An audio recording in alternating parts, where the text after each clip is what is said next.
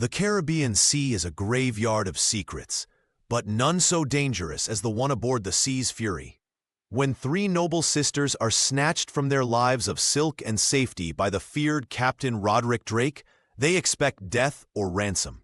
Instead, they find a war for the soul of a man broken by loss. From the claustrophobic tension of the captain's cabin to the explosive battles of the open ocean, boundaries blur between captor and captive. Witness a tale where vengeance turns to passion, and the most dangerous thing to steal is a pirate's heart. The door to the merchant ship's stateroom splintered inward with a deafening crash. Dust motes danced in the shaft of sunlight that cut through the gloom, illuminating three pairs of wide, terrified eyes. "Back!" Livia screamed, brandishing a heavy silver candlestick. She stood in front of her sisters, her knuckles white. "I'll crack the skull of the first man who steps through." Serafina, the eldest, gripped Livia's arm, her voice a fierce whisper. "Livia, stop. You'll get us killed." Isla, the youngest, said nothing.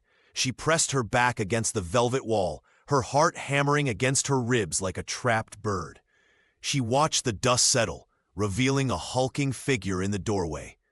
It wasn't the captain. It was a man with a scarred lip and a heavy pistol tucked into his belt, Jace Stone, the first mate of the Sea's Fury. "Put the candlestick down, lass," Jace said, his voice gravelly but surprisingly calm amidst the screams echoing from the deck above. "Captain wants no unnecessary blood, especially not yours." "What does your captain want with us?" Serafina demanded, stepping forward to shield Isla. "We have no jewels on our persons. Your father is dead," Jace said flatly. The silence that followed was heavier than the cannon fire. Isla felt a sob catch in her throat, but she swallowed it down. Tears would not save them now. "Move," Jace commanded, stepping aside. "The Sea's Fury awaits, and Captain Drake is not a man who enjoys waiting." They were marched across the gangplank, the sea churning violently below. The pirate crew jeered and whistled, a sea of dirty faces and hungry eyes. Isla kept her gaze on the black boots of the man in front of her, refusing to look at the carnage on the deck. "To the captain's quarters," Jace barked at the crew, silencing a man who reached out to grab Isla's dress. "Anyone touches them, they lose a hand. Captain's orders." They were shoved into the stern of the pirate ship. The door to the great cabin was thrown open, and they were ushered inside. The lock clicked shut behind them with a sound of finality that made Isla shiver. The cabin was not what she expected. It was spacious, lined with dark mahogany and smelling of beeswax, old paper, and tobacco. A large desk sat covered in maps, and shelves of books lined the walls. "He reads," Isla whispered, her fingers trailing over the spine of a leather-bound volume. "He kills," Livia snapped, pacing the room like a caged tigress.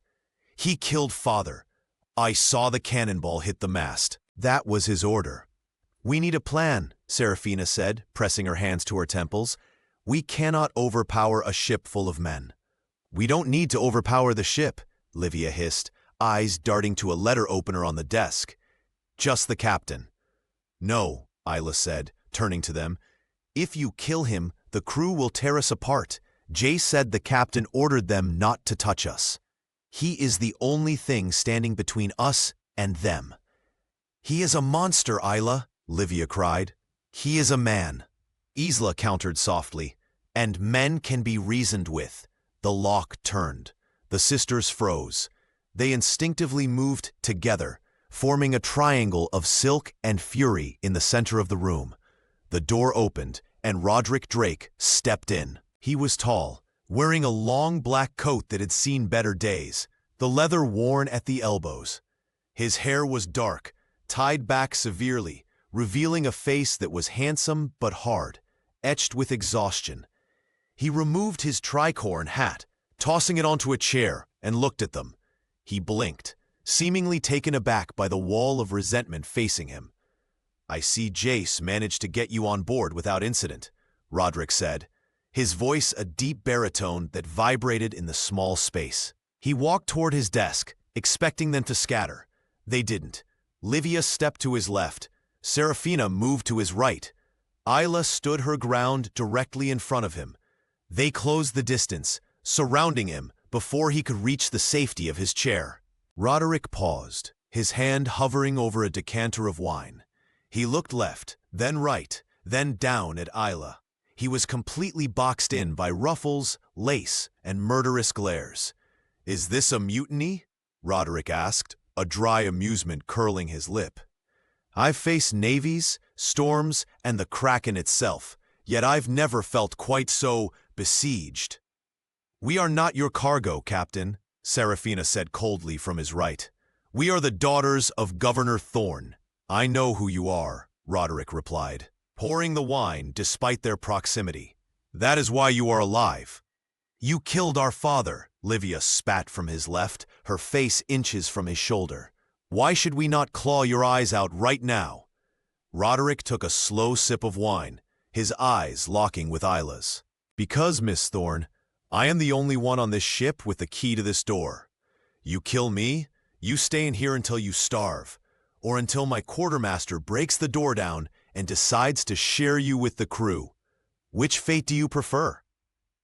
"We prefer freedom," Isla said, her voice steady, though her knees shook. "Why are we here?" "Leverage," Roderick said simply. "Your uncle is a wealthy admiral. He will pay handsomely for your return." "He hates us," Livia laughed bitterly. "He won't pay a copper penny," Roderick frowned, the mask of indifference slipping for a second. "Family pays for family." "Not ours," Serafina said. "You've made a poor investment, Captain." Roderick sighed, rubbing the bridge of his nose. He looked exhausted. He looked at the three of them, pressing in on him, their perfumes mixing with the scent of the sea. "Think you can handle us all?" Livia challenged, crossing her arms. "You may be the Black Serpent, but there are three of us and only one of you. You have to sleep sometime." Roderick set the glass down hard.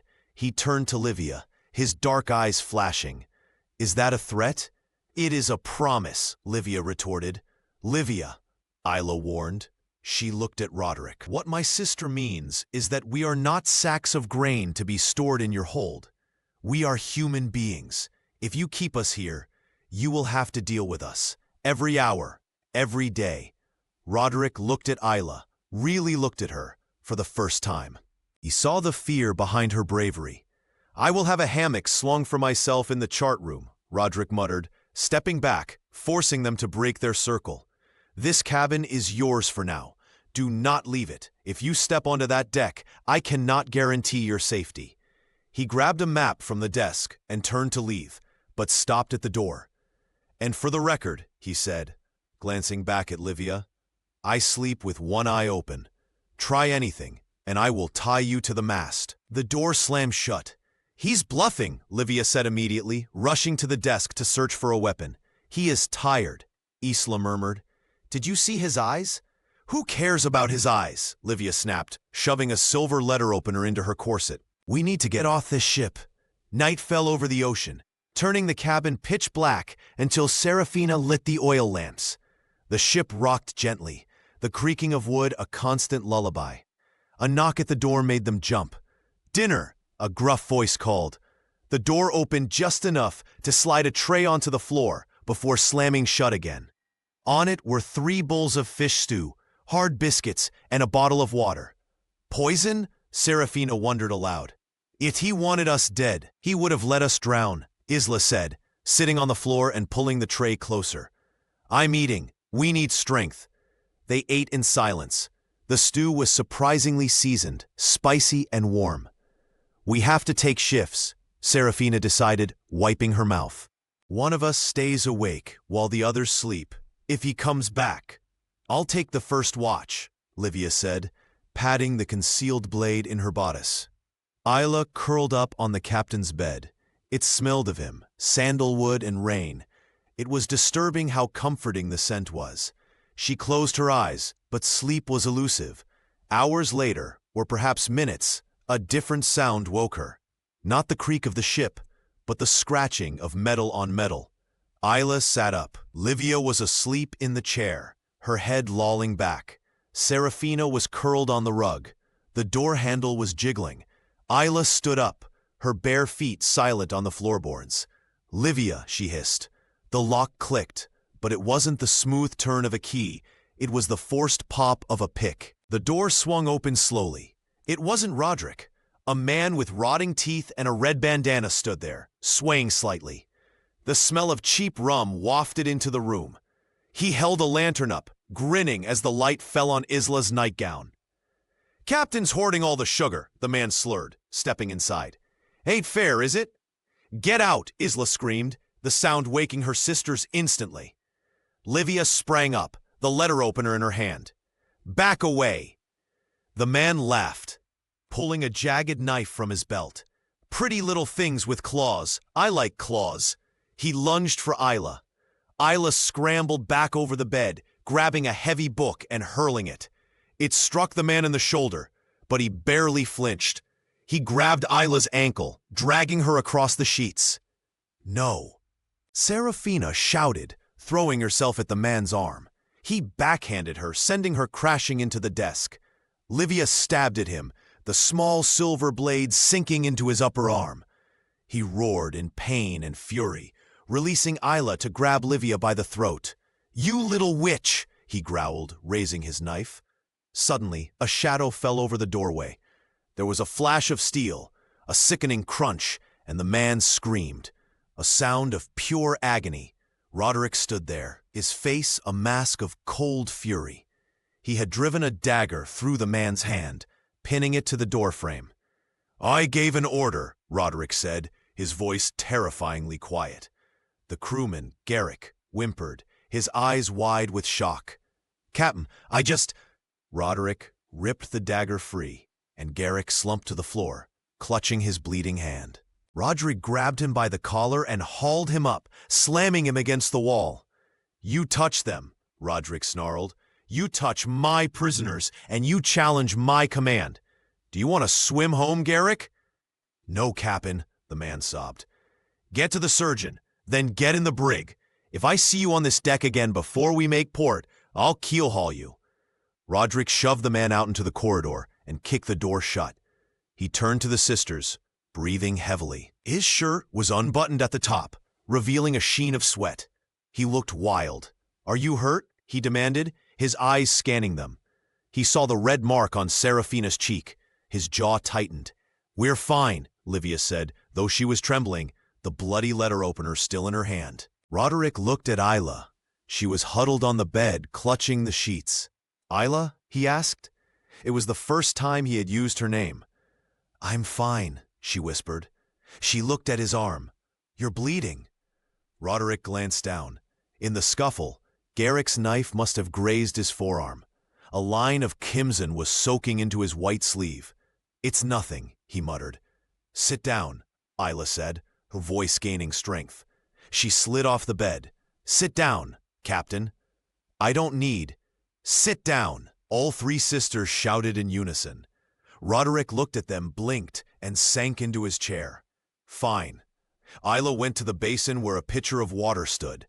She tore a strip from her petticoat, the silk ripping with a sharp sound. She approached him. "This will sting," she said. Roderick watched her. Up close, he could see the dusting of freckles across her nose. She didn't look like a captive now. She looked like a nurse. Her hands were gentle as she washed the blood away. "Why did you come back?" Livia asked from the corner, still holding her weapon. "I forgot my charts," Roderick lied. He hissed as Isla applied pressure to the cut. "You saved us," Serafina said slowly, touching her bruised cheek. "I protected my investment," Roderick corrected. Though his voice lacked its usual bite, Isla tied the bandage, her fingers lingering on his wrist for a fraction of a second too long. She could feel his pulse. It was racing. "Thank you," she said softly, looking up into his eyes. Roderick stared at her. The anger in his face softened into something unreadable. "Confusion? Regret? Do not thank me," he said, standing up abruptly and pulling his arm away. "I am the villain of this story, remember?" He walked to the door, checking the lock. He pulled a heavy iron key from his pocket. I am locking you in from the outside this time, he said. For your own safety. I will have Jace stand guard.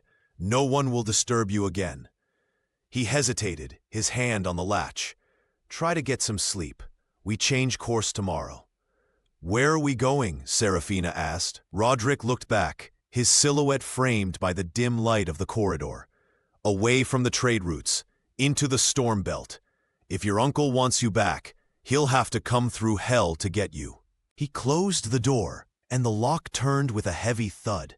Isla stood in the center of the room, looking at the bandage wrapper on the floor. He's not going to ransom us, she said quietly.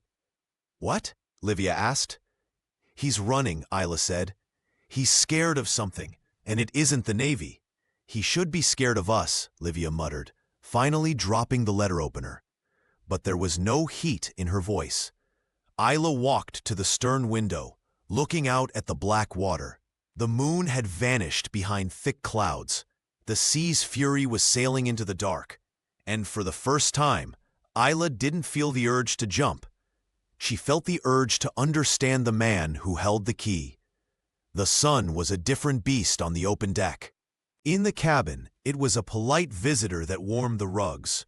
Out here, on the weather-beaten planks of the sea's fury, it was a raw, exposing force. Keep your eyes forward, Jace muttered, walking beside them like a grim chaperone. Don't look the men in the eye. They smell fear like sharks smell chum. We are not afraid, Livia lied, her chin held high, though her hand gripped Seraphina's arm tight enough to bruise. It had been a week since the incident with Garrick. A week of tense meals and locked doors, but the confinement had begun to fray their nerves, and Roderick, perhaps sensing that 3 noble women going mad in his quarters was more dangerous than a storm, had granted them 1 hour of fresh air a day. Isla breathed in the salt air, letting it fill her lungs. The ship was a hive of activity. Men climbed the rigging like spiders, hauling ropes and mending canvas. They stopped their work to stare as the sisters passed, 3 spots of bright color in a world of tar and gray. Roderick stood at the helm, his hands resting lightly on the wheel. He wore no coat today, only a loose linen shirt that billowed in the wind. He didn't look at them, his gaze fixed on the horizon, but Isla felt his awareness. It was a heavy, tangible weight. He ignores us, Livia whispered, like we are furniture. He is sailing the ship, Livia, Seraphina murmured. Would you prefer he look at us and crash us into a reef? Isla walked to the railing, looking down at the white foam churning against the hull. The ocean was endless, a terrifying expanse of blue. Don't lean too far, a deep voice said. Isla jumped. Roderick had left the wheel to a subordinate and was standing behind her. He smelled of salt and tobacco. I can swim, Isla said, gripping the rail.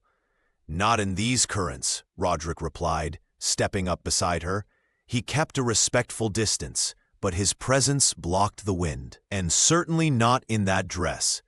Then perhaps you should provide us with something more practical, Isla challenged softly, looking up at him. If we are to be sailors. You are not sailors, Roderick said sharply.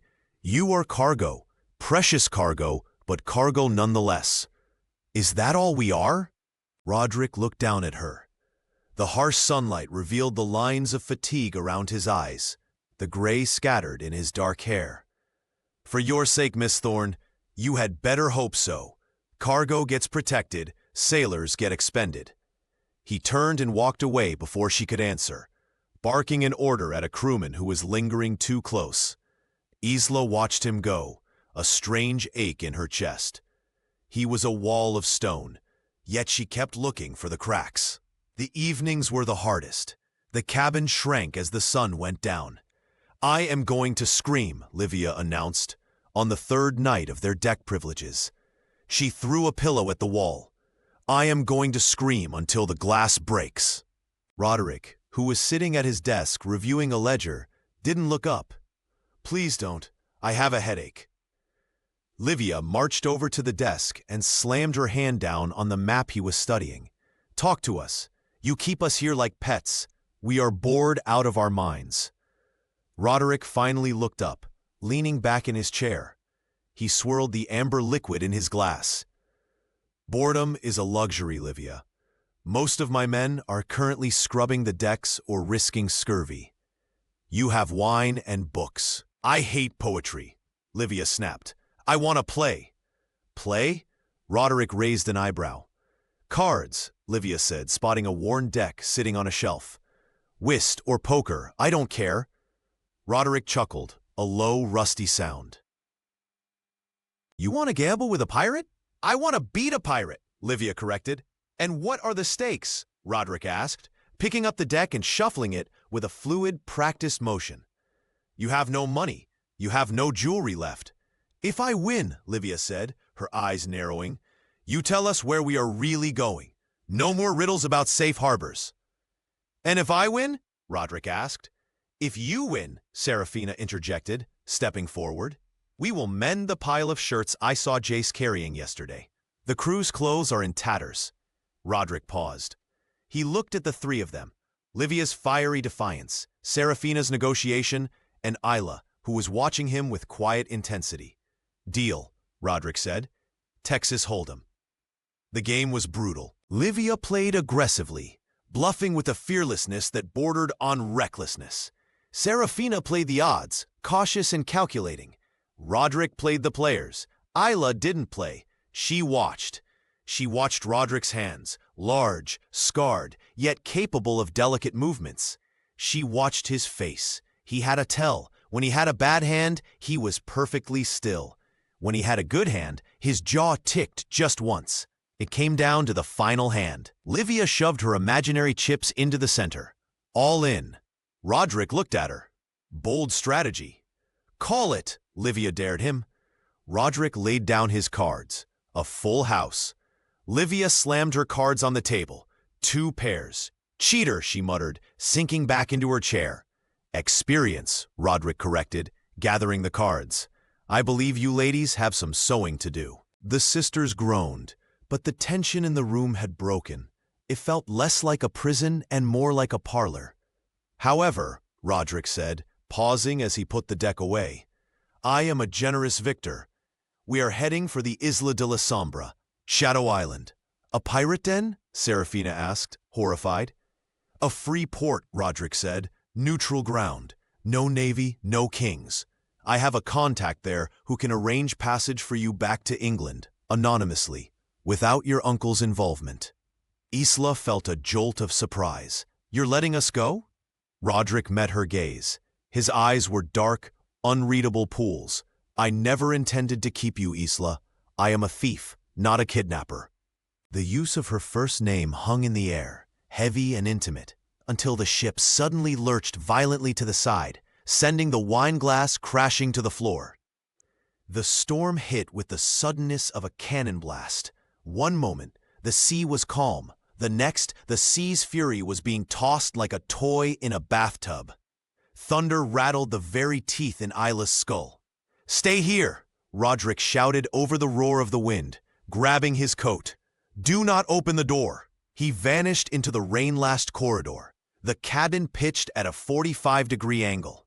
Books flew off the shelves. The heavy desk slid across the floor, slamming into the wall with a bone-jarring thud. Help me, Serafina yelled, grabbing the corner of the heavy dining table. We have to secure the furniture or it will crush us. Isla and Livia scrambled to help. The lantern swung wildly overhead, casting dizzying shadows. They used curtain sashes to tie the chairs to the bolted fixtures. For hours, the world was nothing but noise. The screaming wind, the groaning timber, the crashing waves.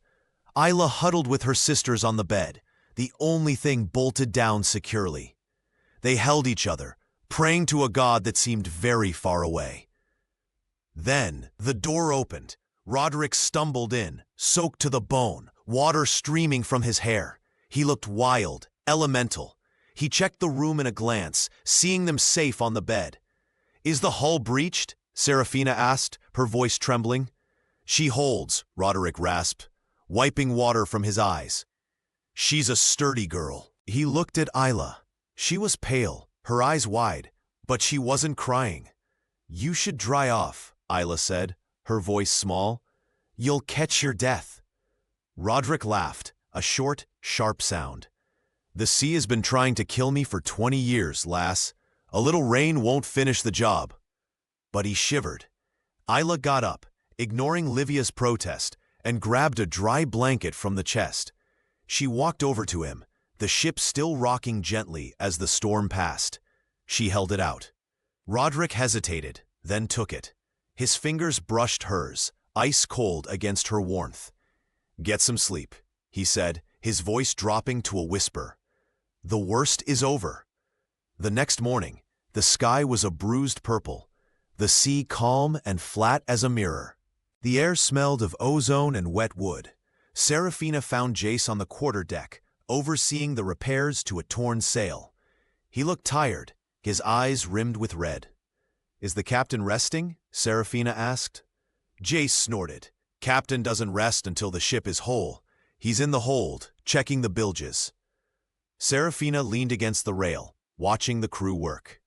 They moved with a synchronized efficiency that was almost beautiful. "He cares for them," Serafina noted. "The crew.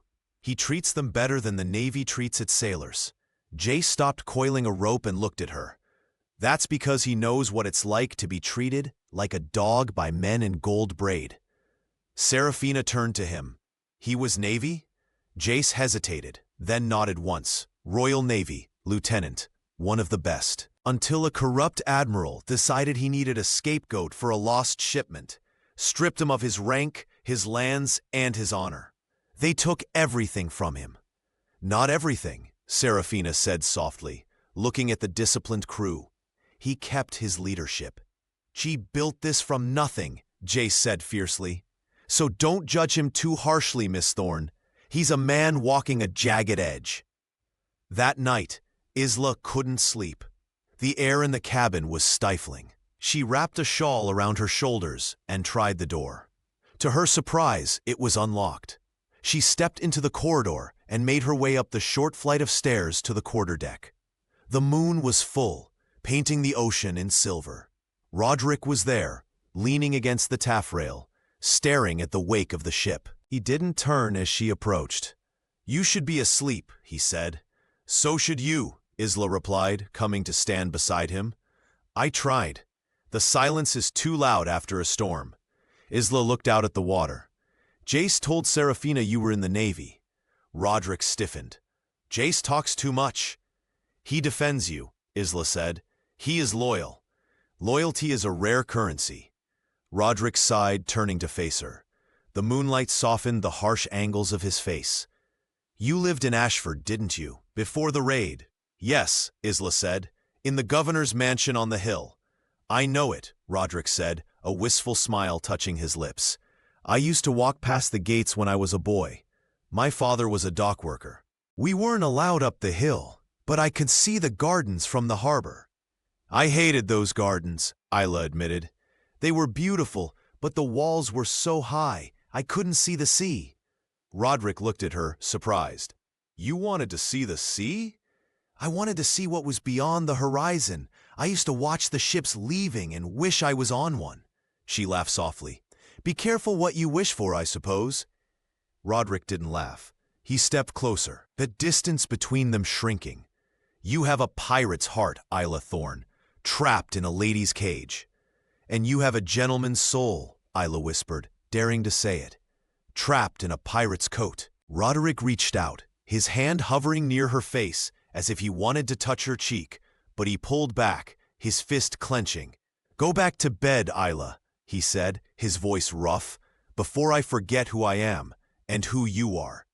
The peace lasted 2 days. It was broken by the shout from the crow's nest.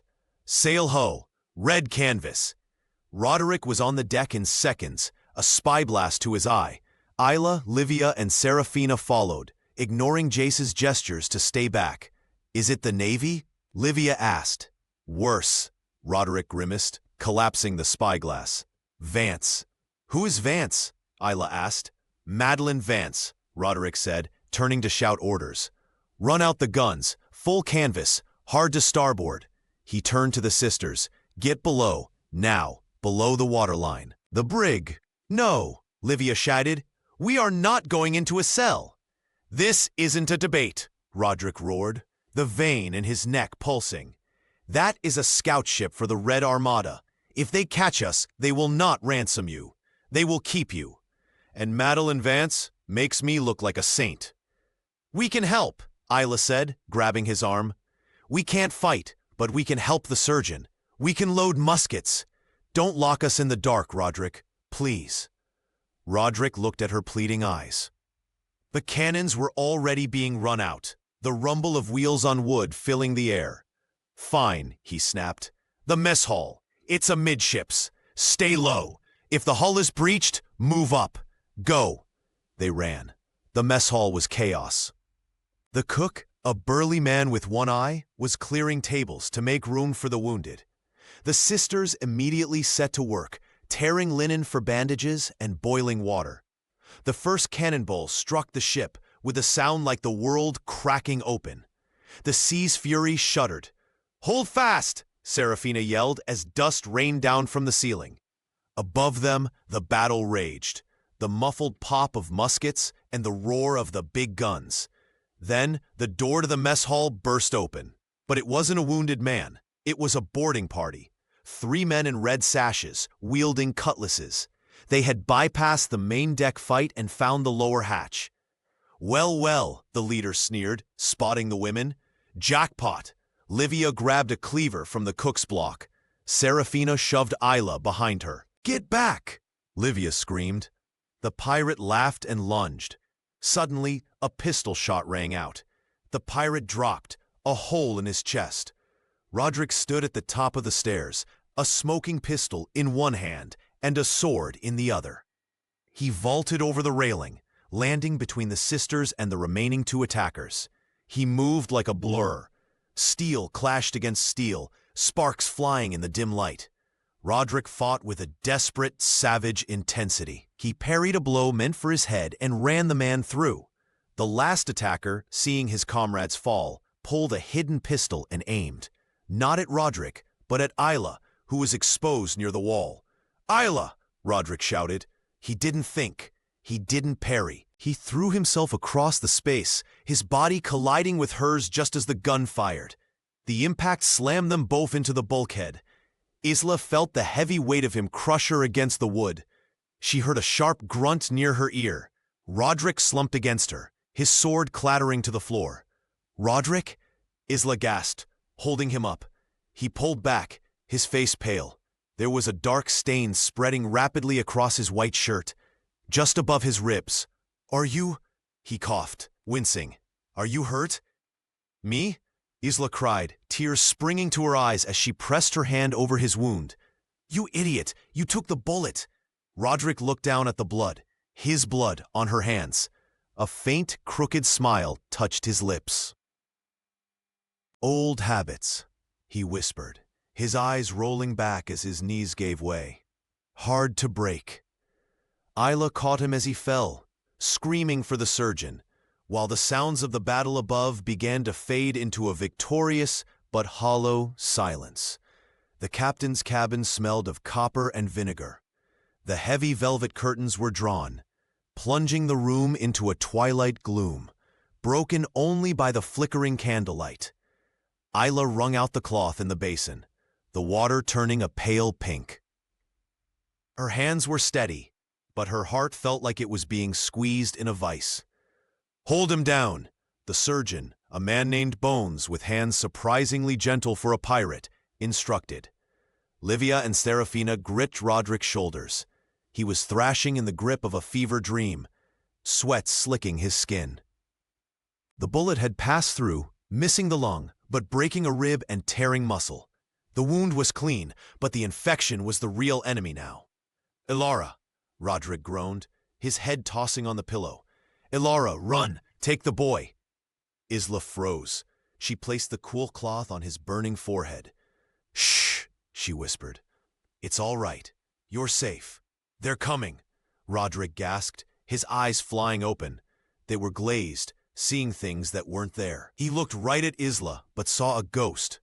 I couldn't stop them. I wasn't fast enough. You were fast enough, Isla said firmly, brushing the damp hair from his face. You saved me. Roderick blinked, the haze clearing for a second. He focused on her face. Isla? I'm here. He let out a shuddering breath and closed his eyes. Don't let me die in this bed. Throw me overboard if I go. You are not going anywhere, Isla commanded, her voice fierce. You are too stubborn to die. For 3 days and nights, Isla barely left his side. Livia and Serafina took turns bringing food and water, but Isla was the anchor. She learned the landscape of his scars, the lash marks on his back from the Navy, the knife wound on his thigh, and now the angry red hole in his side. On the 4th night, the fever broke. Isla had dozed off in the chair beside the bed, her hand resting on the mattress. She woke to the feeling of fingers brushing against her own. Roderick was awake. His eyes were clear, dark and deep. You're still here? He rasped, his voice weak. I told you, Isla said, sitting up and pouring him a cup of water. She supported his head as he drank greedily. I'm not going anywhere. Roderick lay back, looking at her. The candlelight caught the gold in her hair. You should be plotting your escape. I'm incapacitated. Jace is busy with repairs. It's the perfect opportunity. We discussed it, Isla admitted softly. Livia wanted to steal the longboat. Why didn't you? Because we don't know how to navigate, Isla said. Then she looked down at her hands. And because I couldn't leave you. Roderick reached out, his hand covering hers. His skin was cool now. Isla, Ilara was my wife. The boy, Thomas, was my son. Isla's breath hitched. What happened to them? The Navy didn't just take my rank, Roderick whispered, staring at the ceiling. When they came to arrest me, the soldiers were careless with their muskets. My family was in the wrong place. Collateral damage. A tear slipped down Isla's cheek. She turned her hand over, interlacing her fingers with his. I am so sorry. I have spent 10 years trying to fill the hole they left with gold and vengeance, Roderick said, turning his head to look at her. It didn't work, but when I saw that man aim at you, for a moment I wasn't fighting for the past. I was fighting for the future. Isla leaned in. The air between them crackled, charged with the scent of rain and survival. She could feel his breath on her lips. Roderick, she breathed. He lifted his hand to cup her jaw, his thumb tracing her lower lip. You are dangerous, Isla Thorne. You make me want to live. He pulled her closer. Isla closed her eyes, tilting her head. The door banged open. Captain! Jace marched in, then stopped dead, seeing the intimate tableau. Ah, apologies. Isla pulled back sharply, her face burning. Roderick cleared his throat, wincing as the movement pulled at his stitches. Report, Mr. Stone, Roderick said, his voice trying for authority but sounding strained. We're taking on water, Jace said, looking anywhere but at the bed. The hull took more damage than we thought. We can't make Shadow Island. We need to beach her for repairs. Roderick sighed, the moment shattered. Make for the Hidden Cove. It's half a day's sail. We can hide there. The Hidden Cove was a slice of paradise carved out of the rock. White sand, turquoise water, and a dense jungle that screamed with the calls of exotic birds. The sea's fury was pulled onto the sandbank, tilted slightly, looking like a wounded beast licking its sores. It was a strange, suspended reality. The crew worked on the hull, the rhythmic sound of hammers echoing off the cliffs. The sisters were allowed to roam the beach, under the watchful eyes of the men, but the atmosphere was lighter. Isla, Serafina, and Livia found a freshwater stream that fed into the bay. They washed their salt-stiffened dresses and bathed in the cool water, hidden by a screen of ferns. He looks better, Serafina noted, wringing out her petticoat. He was walking on the deck today. He's a fool, Livia grumbled, though she was scrubbing a shirt with vigorous energy. He should be resting. You sound concerned, sister, Isla teased, splashing water on her face.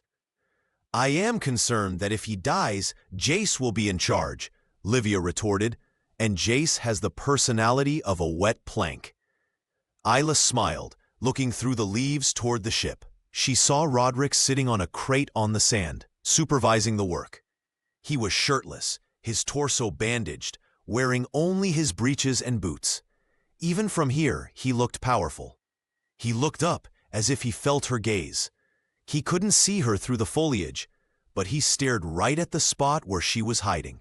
"Do you think?" Isla started, then stopped. "Think what?" Serafina asked. "Do you think we could stay?" Isla whispered. "Not as prisoners, but—" "With him?" Serafina stopped washing.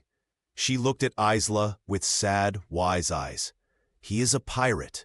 We are governors' daughters. There is no world where those two things fit together." "Maybe we can build a new world," Isla said stubbornly. "Or maybe," Livia said, pointing out to sea, "the old world comes to find us." Isla followed her finger. On the horizon, cutting through the perfect blue sky, was a ship. It was massive, its sails dyed a blood red, and it wasn't alone. Two smaller sloops flanked it. "The Red Queen," Isla whispered, remembering the name Roderick had spoken with such dread. Panic erupted on the beach. "Vance!" Jace roared. "To arms! Get the captain!" Roderick was already moving, ignoring the pain in his side.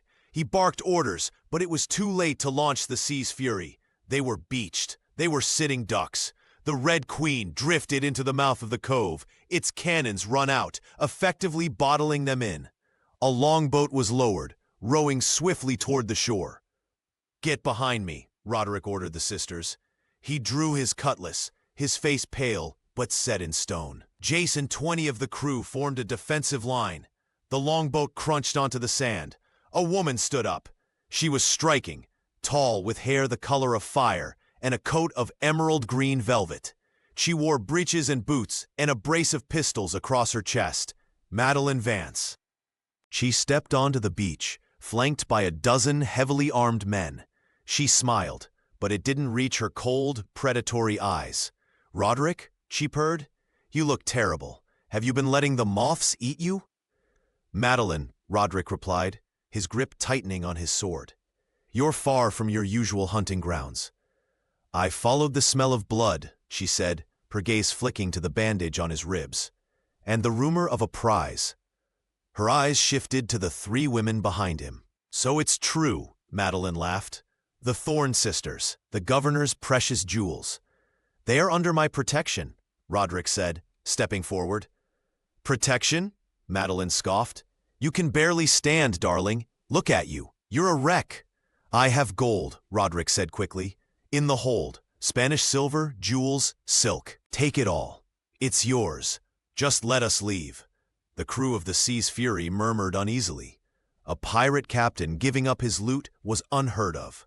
Madeline tilted her head. "You'd give up a king's ransom for them?" She looked at Isla, her eyes narrowing. "Oh, Roderick, you've gone soft. You've fallen in love." "Take the gold, Madeline," Roderick growled. "I don't want your gold," Madeline spat, her voice suddenly venomous. "I want to see you bleed. You humiliated me in Tortuga, Roderick. You stole my contract. You stole my reputation." She snapped her fingers. Her men raised their muskets. "No," Isla screamed. "Grab the middle one," Madeline ordered.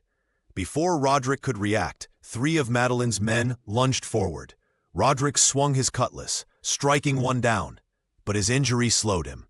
A musket butt slammed into his wounded side, sending him crumpling to the sand with a cry of agony.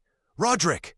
Isla tried to run to him, but Jace held her back, dragging her and Livia behind a cluster of rocks as bullets kicked up the sand. But Serafina wasn't fast enough. 2 men grabbed her arms. She fought, kicking and scratching, but they were too strong. They dragged her toward the longboat. "Let her go!" Livia shrieked, breaking free of Jace's grip and running forward with a stone in her hand. "Livia, stop!" Isla cried. One of the pirates backhanded Livia, sending her sprawling into the surf. Roderick tried to rise, clutching his bleeding side, his face a mask of desperation. "Madeline, take me! Let her go!" Madeline Vance stood over him, looking down with a sneer. She placed a boot on his chest, pinning him down. "You?" she laughed. "You're broken, Roderick. You're no fun anymore." But her? She glanced at Serafina, who was being hauled into the boat. She is leverage. She is the piece that makes you dance. Madeline leaned down, her face inches from his. You have 3 days. Bring yourself to the Devil's Throat Fortress, alone, unarmed. If you do, you get her back. If you don't, well, I've always wanted a sister. She straightened up and turned away, walking back to her boat. Wait, Roderick rasped, reaching out, but the boat was already pushing off. Serafina's terrified face was the last thing they saw before she was rowed away toward the massive red ship. The Red Queen fired a single warning shot that shattered a palm tree near the beach, then turned and began to sail away. Isla fell to her knees in the sand, watching her sister disappear. Livia was screaming curses at the retreating ship, pounding the water with her fists. Roderick lay on his back, staring up at the sky. He had failed. He had promised to protect them, and he had failed. He closed his eyes, and a single tear tracked through the sand on his face. The silence on the beach was heavier than the humid air. The Red Queen was a speck on the horizon, taking Serafina with it. Roderick sat in the sand, his head bowed, his hand pressing a bloody cloth to his side. He looked like a man whose soul had finally been extinguished. Get up, Livia hissed, pacing back and forth like a caged animal. Get up! We have to go after her. We have no ship, Roderick said, his voice hollow. The hull is cracked. By the time we patch it, she will be at the fortress. And if I go to die. So that's it? Livia screamed, kicking sand at him. You're just going to let her die? I am going to trade my life for hers, Roderick muttered. It is the only currency I have left. Isla stepped forward. She knelt in the sand before him, forcing him to look at her. Her dress was torn, her hair wild, but her eyes were clear and burning with a terrifying intensity. No, Isla said. Roderick looked at her, blinking. Isla, I did not fall in love with a martyr, she said, her voice shaking with emotion, but loud enough for the crew to hear. I fell in love with a captain, a man who defied the king, a man who survived the storm. Roderick's eyes widened. We're not trading lives, Isla declared, standing up and offering him her hand. We're taking her back. You know that fortress. You know its weaknesses. It's impregnable from the sea, Roderick said, but his gaze was shifting, calculating. Then we don't go by sea, Isla challenged. We go by shadows. Roderick looked at her hand, small, pale, but steady. Then he looked at Livia, who was gripping her knife. He looked at Jace, who nodded grimly. With a groan of pain that turned into a growl of determination, Roderick took Isla's hand and pulled himself to his feet. He swayed, but he stood. There are tunnels, Roderick rasped, the old fire kindling in his eyes. Smugglers' tubes beneath the cliffs. They lead to the dungeons. Then let's go, Isla said. The longboat cut through the black water, silent as a ghost. The moon was hidden behind clouds, a mercy for their mission. The Devil's Throat Fortress loomed above them, a jagged silhouette of stone perched on a cliff that looked like a screaming mouth. The surf pounded against the rocks, masking the sound of their oars. Jace, Roderick whispered, take the men to the east gate. Set the charges. We need chaos. Aye, Captain, Jace said, saluting in the dark. Roderick turned to Isla and Livia. Stay close. If we get separated, head for the water. They climbed. The rocks were slick with slime and spray. Roderick moved slowly, his breath hitching with every pull, but he didn't stop. Isla climbed beside him, her shoulder pressing against his, lending him her strength. They found the grate, rusted and half-hidden by seaweed. Livia, smaller and wiry, squeezed through first and picked the lock from the inside. The tunnels were damp and smelled of rot. They moved in single file, the darkness pressing in. Roderick led them by memory, counting his steps. 50 paces, then left, he muttered. They emerged into a torchlit corridor. Stone cells lined the walls. Serafina! Livia hissed into the gloom. Livia? A whisper came from the third cell on the right. They rushed to the bars. Serafina was there, pale but unharmed. She was holding a piece of wire, trying to shimmy the lock. "You took your time," Serafina whispered, a tremulous smile breaking on her face. "Stand back," Roderick ordered. He raised his pistol and used the heavy brass butt to smash the lock mechanism. It took 3 strikes, the sound echoing dangerously loud. The door creaked open. The sisters collided in a frantic hug, a tangle of tears and relief. "We have to move," Roderick urged, leaning against the wall for support. The guard heard that. "Too late," a voice drawled from the end of the corridor. Madeline Vance stood there, flanked by 4 guards. She held a rapier, the steel glinting in the torchlight. "I knew you wouldn't come alone, Roderick," she smiled. "You never could resist a grand gesture." "Run," Roderick said to the sisters. "Get to the tunnel." "No," Isla said, drawing the pistol she had taken from Jace. "We've finished this," Livia added, raising her knife. Serafina grabbed a heavy iron torch sconce from the wall. Madeline laughed. "How adorable! The kittens have claws." She lunged. Roderick parried her strike, sparks flying. He was slower than usual, his movements stiff. Madeline danced around him, her blade a blur of motion, testing his defenses, toying with him. "You're bleeding, darling," Madeline taunted, slashing at his arm. "Give up. Die with dignity."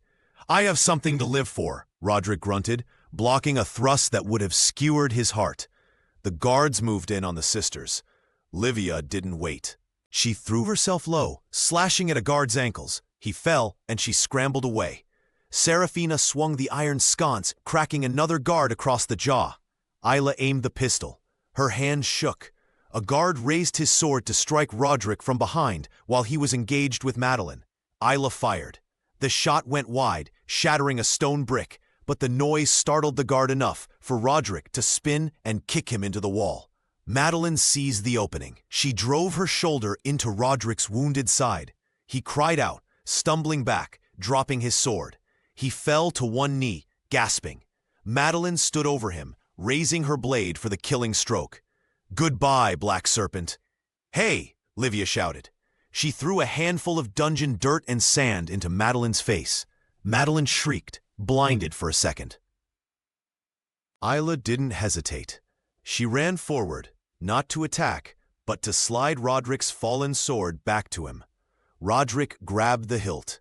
He didn't rise. He thrust upward from his knees, the blade catching Madeline's rapier and twisting it from her hand with a savage wrench of his wrist. The rapier clattered across the stone floor. Roderick stood up, the tip of his cutlass pressing against Madeline's throat. The remaining guards froze. Madeline blinked the grit from her eyes, staring down the steel. She waited for the strike. Roderick's chest heaved. He looked at Isla, who was watching him with wide, fearful eyes. He looked at the blood on his hands. "I am not a butcher," Roderick said, his voice low and dangerous. "And I am done with your game." Boom! The ground shook. Jace's charges at the east gate had detonated. Dust rained down from the ceiling. "The fortress is falling!" a guard yelled, dropping his weapon and running. Roderick lowered his sword. "Go, Madeline, before the roof buries us both." Madeline stared at him, shock replacing her arrogance. She looked at the sisters, standing united behind him. She spat on the floor, turned on her heel, and vanished into the smoke. "To the boat!" Roderick commanded. Sun was rising as the sea's fury limped away from the island. The fortress was burning in the distance, a pillar of black smoke against the pink sky. Roderick stood at the helm, Jace beside him. The sisters were sitting on the steps of the quarterdeck, exhausted, covered in soot, but alive. Isla stood up and walked to Roderick. He looked at her. He looked cleaner now, though his bandage was fresh. "We are 2 days from the neutral port," Roderick said, keeping his eyes on the horizon. "I have arranged for a merchant ship to take you to France. You will be safe there. You can start over." Isla put her hand on the wheel, covering his. "Turn the ship around," she said. Roderick looked at her. "Isla."